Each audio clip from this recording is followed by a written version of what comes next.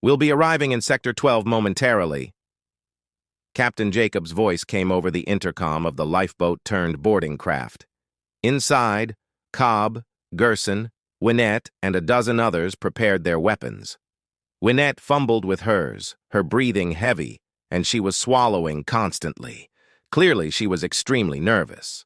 "Don't worry. If things go to plan, you won't even have to use it." Cobb tried to comfort the girl.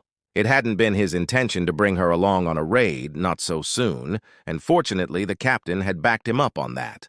Unfortunately, she had insisted, and there were other members of the crew who had taken a liking to her after the recording of her wailing on the captain during their fencing session made the rounds, that backed her. That left the two of them hopelessly outnumbered and helpless to do anything other than acquiesce.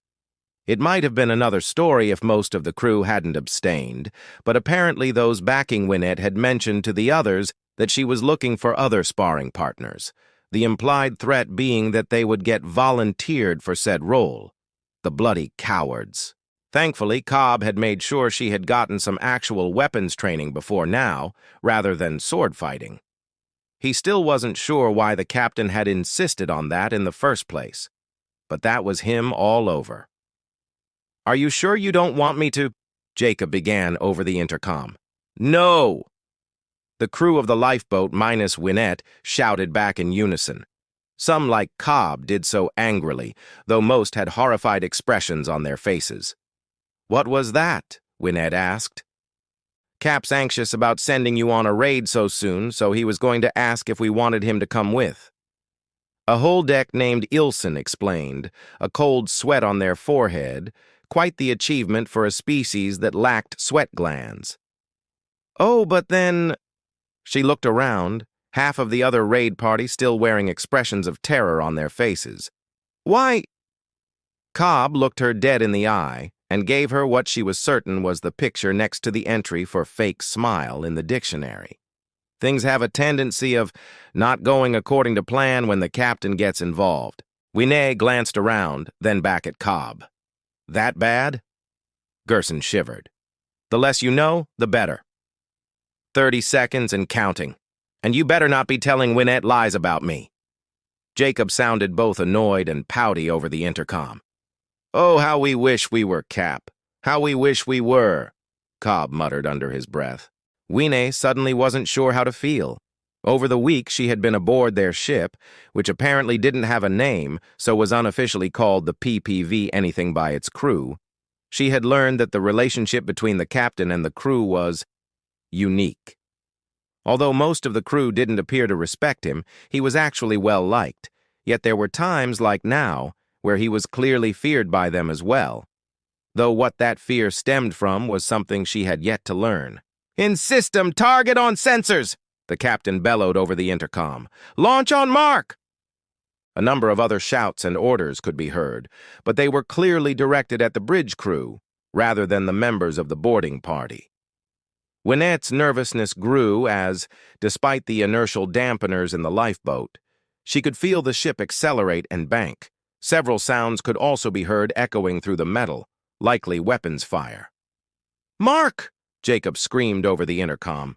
Without hesitation, Cobb slammed his fist into the large red button on the lifeboat's rear hatch, causing the craft to be literally fired out of its waiting bay by a specially designed railgun. "We'll be at the target in 2 minutes." Renair, a Elvdian who served as the craft's pilot, shouted over their shoulder. Through the viewport, Winet could see the ship that was to be their target, an Atagan pleasure liner. By comparison to those constructed by the Ulcerians, she noticed it seemed somewhat small. However, what it lacked in size, she was told it more than made up for in luxury. This was because Atagan pleasure liners weren't designed to be affordable, but were reserved for the elites of their society. That made Winet feel a bit less conflicted about what they were about to do, especially as the Atagan's elites were renowned for their exploitation of their own people. What better way to ingratiate themselves with their Felnax Empire overlords? And what would one expect of a people who willingly joined such an empire? Then, as a stray round from what she assumed were Anything's PDWs hit the pleasure liner's shields, a thought came to mind. She turned towards Cobb, her face paling. "What about their shields?" she asked, glancing from him to the viewport. "They should be rated to withstand impacts of a much greater magnitude, won't we?" "On civilian vessels, especially passenger craft, the shields are attenuated to allow lifeboats to pass through," Cobb explained. "Otherwise, if they had to launch in an emergency, there would be the risk of the shields destroying their own lifeboats." Winet nodded, though she wasn't sure she truly believed them. Granted, that felt like it was only a partial explanation, and clearly Cobb had other things on their mind, what with the whole raid and whatnot. And so Winet braced as the lifeboat neared the craft, only for it to pass through the shields without any resistance, just as Cobb had said they would. "Impact in 5!" Rainier shouted, spinning the craft so that the rear was facing the ship before bracing themselves. The rest of the crew inside the lifeboat did the same, with Winet quickly following their lead. However, just before they impacted the ship, their lifeboat came to a stop. The sound of something extending out from it echoed through its frame, followed by contact, followed by a sound and smell of something burning, then a small explosion. After all of this, the rear hatch opened, revealing the inside of the Atagan vessel. "Let's go!" Cobb shouted as they led the charge out of the lifeboat, the rest of the crew following suit, letting out a loud battle cry as though prepared to charge into death itself. It was surreal how quickly things changed once they exited the lifeboat. Oh, sure, there had been the initial jump out of the boat itself that seemed just as aggressively militaristic as one might expect. The crew were no fools, and that moment of boarding was the most dangerous time. You were coming out of a bottleneck into an open space. There were any number of things that could go wrong. However, when they met no resistance, they began to stroll down the corridors. Several of them even propped their guns up on their shoulders, and one of them wondered aloud about what was being served for dinner in the mess hall. 2 others seemed to be imagining what kind of loot they would get from this haul, bickering back and forth about their shares. They seemed less like pirates attacking a ship and more like troops on a leisure patrol. As confusing as this was for Winet, to Cobb things were going exactly as planned. The nonchalance and idle banter weren't fake, but it was also intentional. Let the people on board know that you weren't mindless murder machines, but actual people who could be convinced to leave, and leave everyone alive, in exchange for money. After all, the more wealth one possesses, the more likely they are to believe their own lives are even more precious. None of those on-board, passenger or crewmen alike, would likely believe their lives were worth less than the currency they carried. The same couldn't be said for them, of course. Very few pirates were pirates by choice, but rather by a lack of choice. Wealth and life weren't 2 separate things for them. One was inextricably linked to the other. That was precisely why they were willing to kill to obtain it, or die trying. In due time, and with some subtle corrections from the Anything's command crew, the group made their way to the Atagan ship's bridge. They met some resistance along the way, but said resistance crumbled, most of them surrendering, the rest running away, the moment the pirates showed they were willing to stand their ground and fight. Winet had been involved in that skirmish, though had purposefully aimed her gun high over their heads. She had joined on impulse, and to an extent she wasn't afraid to die. Her family had condemned her to death for something far less than this, after all. But when it came time to actually kill people, she wasn't sure she really had the stomach for this line of work. "Next time, aim at the fucking enemy," Cobb growled at her after their last engagement. They were clearly less bothered by the carnage. After some time, the group found themselves on the bridge, the ship's captain and XO on their knees, the bridge crew keeping their hands in the air as the pirates gathered what weapons were to be found. "So you 2 will come with us, right?" Although phrased as a question, it was clearly a demand, as Cobb looked down on the captain and XO. "I know it takes both of your security clearances to enter the vault. Well, both of you or one and the ship's head engineer, but they have their hands full at the moment. Given the disruptors your ship was hit with, they're working overtime to keep your shields from imploding and crushing this vessel, so you two would be the better choice." Their words were calculated, letting both know that he not only knew the layout of the vessel, to some extent, but also its protocols. Essentially, he was telling them that any advantage they thought might exist, he was aware of and had planned around. Of course, they weren't so stupid as to actually hit the ship's shields with disruptors. Quite frankly, that'd be suicide. Oh, sure, all of their readings said they had been, but that was the work of the truly state-of-the-art electronic warfare suite back on the Anything. Fooling a civilian ship's sensors was child's play for it. No, everything they were seeing, and everything the engineers thought they were doing to counteract it, was really just a script.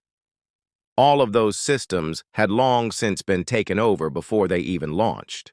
The Atagan captain exchanged a fearful glance with their XO before both were roughly pulled onto their feet. After a short elevator ride, the pirates and their two additions found themselves before the doors of the vault.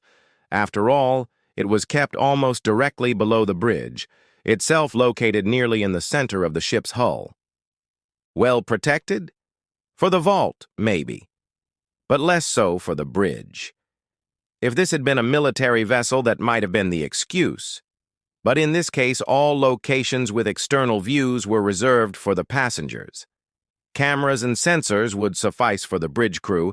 They didn't need the luxury of actually looking out into space. "Open it," Cobb demanded, shoving his gun in the back of the captain's head. The captain meekly obeyed, placing their card upon a reader before placing their palm on it. The reader flashed several times, a sign of having acknowledged the captain's authority. "It's done, ma'am," the captain stated meekly. "It's sir," Cobb growled angrily in response. Really?" The captain's question was echoed by Winet, who turned to look at Cobb with no small amount of confusion, then glanced at the captain, who apparently shared her disbelief, before turning their attention back to Cobb. Cobb sighed, feeling disappointed but not surprised by their confusion. After all, there was very little sexual dimorphism among harpies, at least compared to most other races in the galaxy. Aside from their reproductive organs, about the only way to tell was the color of their feathers, with males typically having more vibrant colors than females. Typically being the key word, as Cobb's own feathers were relatively dull for a male. Even their mammaries, which were typically enlarged on the females of most species, weren't a good indicator among harpies. Their people had evolved so that either the male or female could nurse their infants, resulting in them being of comparable size and enlarged by the standards of most males throughout the galaxy. All of this resulted in no small amount of confusion, including many who believed their people were entirely female.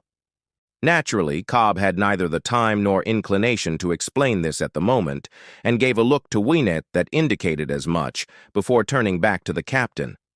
"Open the fucking vault," he commanded. The captain and assembled pirates then turned to the XO. "Well?" Cobb insisted, his face showing clear signs of impatience. However, the XO appeared unmoved by this, standing up as straight as he could. "I won't open the vault for criminals," he spat. Cobb sighed. "You realize that I don't really need you for this, right? There are alternatives." "There's an alternative," the XO corrected, glaring at Cobb. "And as you said, they're the only one keeping you from being fused to the vault's contents. You need me." Cobb sighed again, the look on his face suggesting he was far too exasperated to bother dealing with this shit. "All right, then." He put a hand to his ear, activating his communicator with the ship.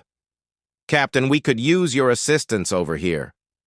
The other pirates' jaws dropped to the floor, their eyes wide with unmistakable horror. The XO suddenly found that the front of his pants felt a bit wet. Just what had been summoned that would cause even these hardened killers to quake with fear.